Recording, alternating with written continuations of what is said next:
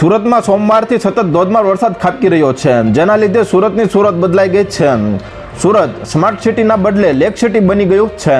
ભારે વરસાદના લીધે ખાડીમાં પૂરની સ્થિતિ સર્જાય છે. ત્યારે પૂર્ણા કુંભારિયા વિસ્તારમાં આજે સવારે એક યુવક ખાડીમાં તણાઈ જતા ફાયરની ટીમે યુવકની શોધખોળ આદરી છે. પ્રાપ્ત માહિતી અનુસાર સુરતના ખાડી વિસ્તારમાં અચાનક પ્રવાહ વધતા 3 જેટલા યુવકો તણાયા હોવાની ઘટના સામે આવી હતી. આ ઘટના પૂર્ણા કુંભારિયામાં બની હતી.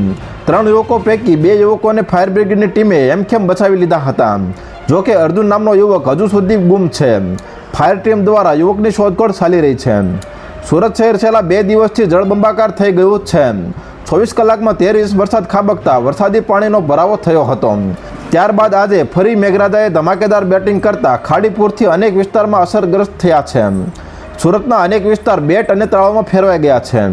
સોમવારે માંડ પાણી ઉતર્યા ત્યાં ગત રાત્રિથી ભારે વરસાદ સાથે જિલ્લામાં પડેલા વરસાદના કારણે લિંબાયત, વરાછા, પાલનપુર, મોટા વરાછા, યોગી ચોક અને અઠવા ઝોનના ખાડી વિસ્તારમાં ખાડીના પાણી ઘૂસી ગયા છે.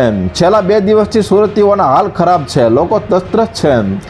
તો હાલ અત્યાર માટે આટલું જ મિત્રો. ફરી મળીએ નવી અપડેટ સાથે. તે પહેલાં વિડીયોને લાઇક કરી ગુજરાત ટોપ ન્યૂઝ ચેનલને સબસ્ક્રાઇબ કરી દેજો અને પાછળ બેલ આઇકન પણ દબાવી દેજો, જેથી તમને નવી નવી ખબરો મળતી રહે.